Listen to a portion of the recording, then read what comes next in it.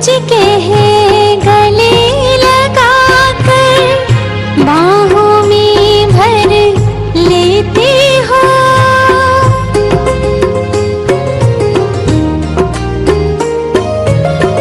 मीठे बच्चे के है गले लगाकर बाहों में भर लेते हो। गुणों के ज्ञान से मन को सजाकर गुणवान बना देते हो। तन्हाई से निकले पाकर तेरा सहारा, तन्हाई से निकले पाकर तेरा सहारा।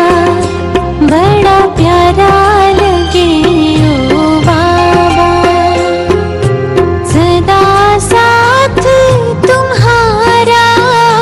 बड़ा प्यारा लगे ओ बाबा। ओम शांति। Good morning. 30 जुलाई 2021 प्रातः मुरली। बाप दादा मधुबन। मीठे बच्चे, इस पुरानी दुनिया में जिस प्रकार की आशाएं मनुष्य रखते हैं, वह आशाएं तुम्हें नहीं रखनी है, क्योंकि यह दुनिया विनाशवानी है। आज का प्रश्न, संगम युग पर कौन सी आस रखो तो सब आशाएं सदा के लिए पूरी हो जाएगी?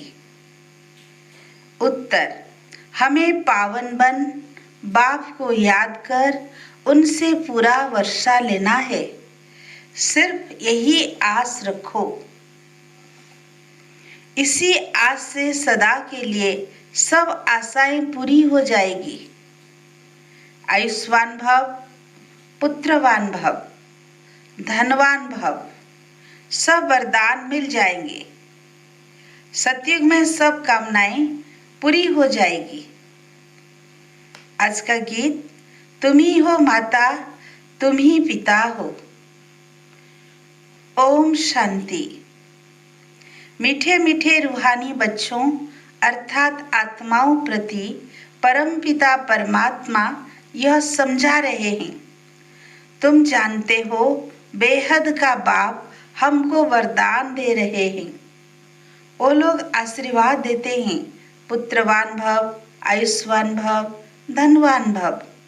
अब बाप तुमको वरदान देते हैं, आयुष्मान भव, तुम्हारी आयु बहुत बड़ी होगी, वहाँ पुत्र भी होगा तो वो भी सुख देने वाला होगा। यहाँ जो भी बच्चे हैं दुख देने वाले हैं, सतयुग में जो बच्चे होंगे सुख देने वाले होंगे। अभी तुम बच्चे जानते हो बेहद का बाप बेहद सुख का वर्षा दे रहे हैं। बरोबर हम आयुष्मान धनवान भी बनेंगे। अभी कोई भी कामना दिल में नहीं रखनी है। तुम्हारी सब कामनाएं सतयुग में पूरी होनी है। इस नरक में कोई भी कामना नहीं रखनी है। धन की भी कामना नहीं रखो। बहुत धन हो, बड़ी नौकरी मिले, यह भी जास्ती तमन्ना नहीं रखना है। पेट तो एक पाव रोटी खाता है, जास्ती लोभ में नहीं रहना है। जास्ती धन होगा तो वो खत्म हो जाना है। बच्चे जानते हैं बाबा हमको स्वर्ग का मालिक बनाते हैं। अब बाप कहते हैं दे दान तो छूटे ग्रहण। कौन सा दान दो? यह 5 विकार है। यह दान में देने हैं तो ग्रहचरी छूट जाए और तुम 16 कला संपूर्ण बन जाओ।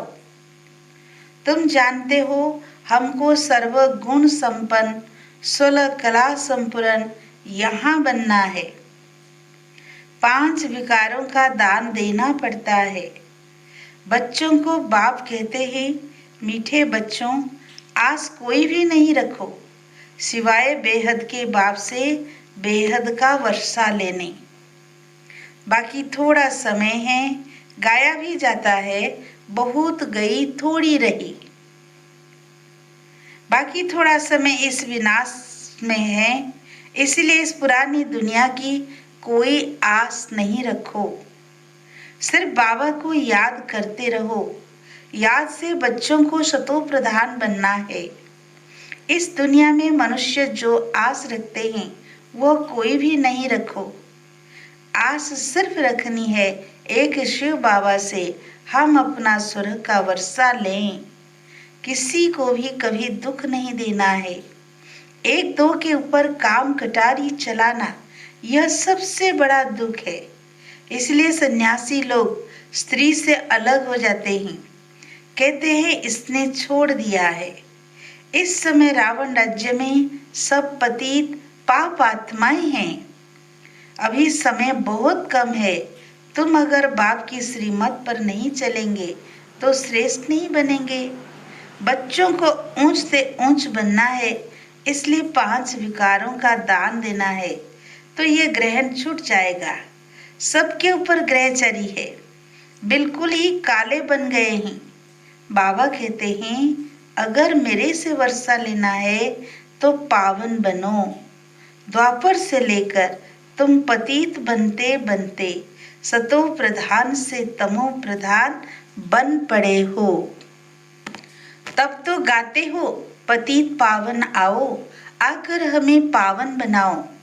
तो बाप फरमान करते हैं बच्चे अब पतित नहीं बनो, काम महाशत्रु को जीतो। इससे ही तुमने आदि मध्य अंत दुख को पाया है। बाप कहते हैं तुम स्वर्ग में बिल्कुल पवित्र थे, अब रावण की मत पर तुम पतित बने हो। तब तो देवताओं के आगे जाकर उन्हों की महिमा गाते हो कि आप सर्वगुण संपन्न, संपूर्ण निर्विकारी और हम विकारी हैं। निर्विकारी होने से सुख ही सुख है।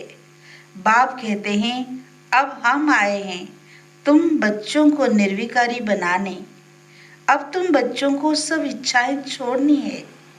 अपना धंधा धुरी आदि भल करो और एक दो को ज्ञान अमृत पिलाओ। गाया भी जाता है अमृत छोड़ विष काहे को खाए। बाप कहते हैं कोई भी कामना नहीं रखो। हम याद की यात्रा से पूरे सतो प्रधान बन जाएंगे। 63 जन्म तो पाप किए हैं, वो याद से ही खलास होंगे। अब निर्विकारी बनना है।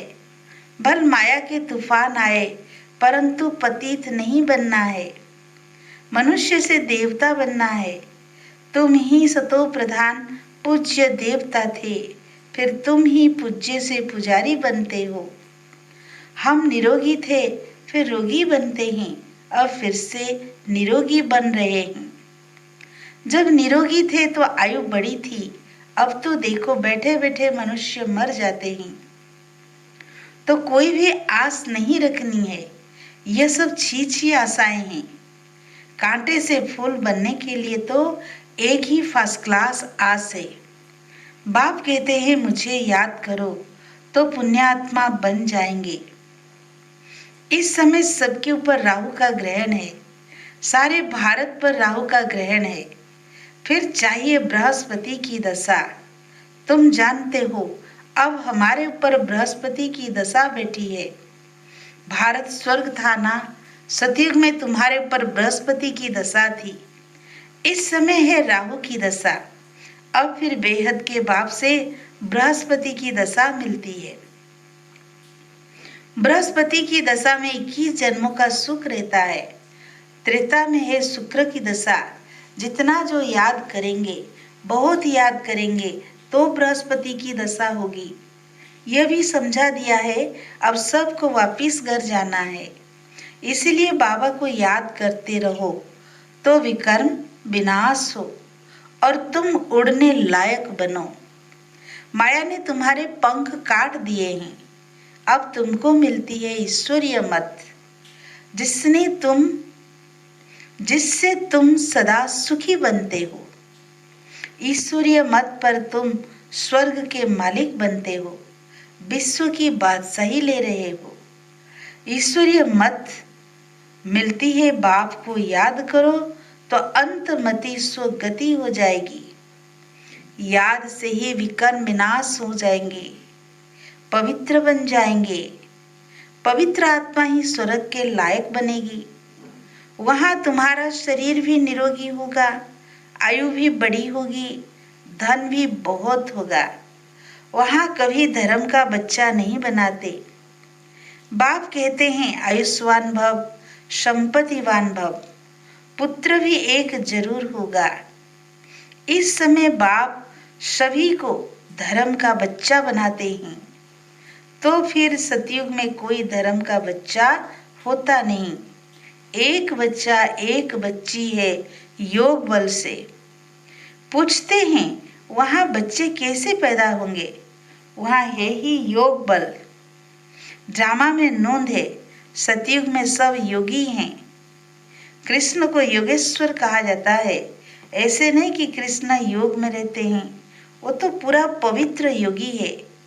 ईश्वर ने सबको योगेश्वर बनाया है, तो भविष्य में योगी रहते हैं। बाप ने योगी बनाया है। योगियों की आयु बड़ी रहती है, भोगी की आयु छोटी होती है। ईश्वर ने बच्चों को पवित्र बनाए, योग सिखाकर देवता बनाया है। इनको कहा जाता है योगी। योगी अथवा ऋषि पवित्र होते हैं। तुमको समझाया है, तुम हो राज ऋषि, राजयोग सीख रहे हो राजाई पद पाने के लिए। इस समय बाप को याद करना है। यहाँ कोई उल्टी आस नहीं रखनी है कि बच्चा पैदा हो। फिर भी विकार में जाना पड़े ना, काम कटारी चलानी पड़े। देह अभिमानी काम कटारी चलाते हैं, देही अभिमानी काम कटारी नहीं चलाते हैं। बाप समझाते हैं पवित्र बनो, आत्माओं से बात करते हैं, अब ये काम कटारी नहीं चलाओ, पवित्र बनो तो तुम्हारे सब दुख दूर हो जाएंगे। तुमको स्वर्ग का मालिक बनाते हैं। बाप कितना सुख देते हैं। बाप से तो पूरा वर्षा लेना चाहिए। बाप तो गरीब निवाज है, गाया भी जाता है। सुदामा ने 2 चपटी चावल दी तो महल मिल गया। बाबा 21 जन्मों के लिए वर्षा दे देते हैं। यह भी समझते हो अब सबको वापिस जाना है। शिव बाबा की स्थापना के कार्य में जितना जो मदद करे, घर में यूनिवर्सिटी व हॉस्पिटल खोलो, बोर्ड पर लिख दो, बहनों और भाइयों 21 जन्म लिए एवर हेल्दी और वेल्दी बनना है तो आकर समझो। हम 1 सेकेंड में एवर हेल्दी वेल्दी बनने का रास्ता बताते हैं। तुम भी सर्जन हो ना, सर्जन बोर्ड तो जरूर लगाते हैं, नहीं तो मनुष्यों को कैसे पता पड़े। तुम भी अपने घर के बाहर में बोर्ड लगा दो। कोई भी आए उसको 2 बाप का राज समझाओ। हद के बाप से हद का वर्षा लेते आए हो। बेहद का बाप कहते हैं मामे कम याद करो तो बेहद का वर्षा मिलेगा। प्रोजेक्टर प्रदर्शनी में पहले यह समझाओ, इस पुरुषार्थ से तुम यह बनेंगे। अब है संगम, कलयुग से सतयुग बनना है। तुम भारतवासी सतो प्रधान थे, अब तो तमो प्रधान बने हो। अब बाबा कहते मुझे याद करो तो तुम स्वर्ग के मालिक बनेंगे। अक्षर ही 2 है, अल्फ को याद करो तो बेबादशाही तुम्हारी। इस याद से खुशी में रहेंगे। इस छीछी दुनिया में कोई भी प्रकार की आस नहीं रखो। यहाँ तुम पुरुषार्थ करते हो जीते जी मरने के लिए। वो तो मरने के बाद कहते हैं स्वर्गवासी हुआ। तुम सबको कहते हो हम स्वर्गवासी बनने के लिए एक बाप को याद करते हैं, उसी से बेहद का सुख मिलता है। बाबा को याद करने से तुम कब रोएंगे पिटेंगे नहीं। तूफान माया के आते हैं, उनका ख्याल नहीं करो। माया के तूफान तो आएंगे, यह युद्ध स्थल है। संकल्प विकल्प आते हैं तो मुफ्त में टाइम जाता है। तूफान तो पास हो जाएगा, सदैव थोड़ी रहेगा। सवेरे उठकर बाप को याद करना है, बाप से वर्षा लेना है। यह धुन अंदर लगी रहे। बाप और कोई तकलीफ नहीं देते हैं, सिर्फ बाप को याद करना है और सबको भूल जाओ, ये सब मरे हुए हैं। आपस में यही बातें करते रहो। बाबा अब तो सिर्फ आपको ही याद करेंगे, आपसे स्वर्ग का वर्षा लेंगे। टाइम रख दो, हम 3-4 बजे उठकर जरूर बाप को याद करेंगे। चक्र भी याद रखना है। बाप ने हमें रचता और रचना की नॉलेज दी है। हम इस मनुष्य सृष्टि झाड़ को जानते हैं। हम 21 जन्म कैसे लेते हैं यह भी बुद्धि में है। अभी फिर हम जाते हैं स्वर्ग में, फिर से आकर पाठ बजाएंगे। हम आत्मा है, आत्मा को ही राज्य मिलता है। बाप को याद करने से वर्षे के हकदार बन जाते हैं। यह राजयोग है। बाप को याद करते हैं। बेहद के बाप द्वारा अनेक बार विश्व के मालिक बने हैं, फिर नरकवासी बने हैं, अब फिर स्वर्गवासी बनते हैं। एक बाबा की याद से, बाबा की याद से ही पाप भस्म हो जाएंगे। इसलिए इसको योग अग्नि कहा जाता है। तुम ब्राह्मण हो, राज ऋषि। ऋषि हमेशा पवित्र होते हैं। बाप को याद करते और राजाई का वर्षा लेते हैं। अब थोड़े विकार के लिए आस रखनी है, यह अच्छी आस है। अब तो पारलौकिक बाप से वर्षा लेना है। बीमार होते भी याद कर सकते हो। बाप को भी बच्चे प्यारे होते हैं। बाबा को कितने बच्चों को पत्र आदि लिखने पड़ते हैं। शिव बाबा लिखवाते हैं, तुम भी पत्र लिखते हो। शिव बाबा क्यारब ब्रह्मा, हम सब शिव बाबा के बच्चे ब्रदर्स हैं। रूहानी बाप आकर हमको पावन बनाते हैं, इसलिए कहा जाता है पतित पावन। सभी आत्माओं को पावन बनाते हैं, कोई को भी छोड़ता नहीं हूँ। प्रकृति भी पावन बनती है। तुम जानते हो सतयुग में प्रकृति भी पावन रहेगी। अभी शरीर भी पतित है। अब तो गंगा में शरीर धोने जाते हैं, लेकिन आत्मा तो पावन होती नहीं। वो तो होगी योग अग्नि से। अच्छा, मीठे मीठे सिकीलधे बच्चों प्रति माता पिता बाप दादा का याद प्यार और गुड मॉर्निंग। रूहानी बाप की रूहानी बच्चों को नमस्ते। हम रूहानी बच्चों की रूहानी बाप दादा को याद प्यार, गुड मॉर्निंग, नमस्ते नमस्ते। पतित पावन बाप को दिल से शुक्रिया शुक्रिया शुक्रिया। धारणा के लिए मुख्य सार, फर्स्ट पॉइंट, इस कलयुगी दुनिया में कोई भी उल्टी आस नहीं रखनी है। संपूर्ण शतो प्रधान बनने के लिए ईश्वरीय मत पर चलना है। सेकंड पॉइंट, पावन बनकर वापिस घर जाना है, यही एक आस रखनी है।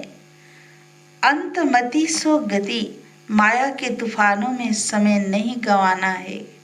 आज का वरदान, निरंतर बाप के साथ की अनुभूति द्वारा हर सेकंड हर संकल्प में सहयोगी बनने वाले सहज योगी भव।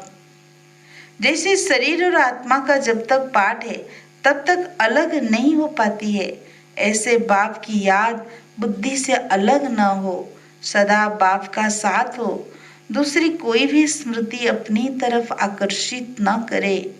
इसको ही सहज और स्वतः योगी कहा जाता है। ऐसा योगी हर सेकंड हर संकल्प हर वचन हर कर्म में सहयोगी होता है। सहयोगी अर्थात जिसका एक संकल्प भी सहयोग के बिना ना हो। ऐसे योगी और सहयोगी शक्तिशाली बन जाते हैं। आज का स्लोगन, समस्या स्वरूप बनने के बजाय समस्या को मिटाने वाले समाधान स्वरूप बनो। अच्छा, ओम शांति।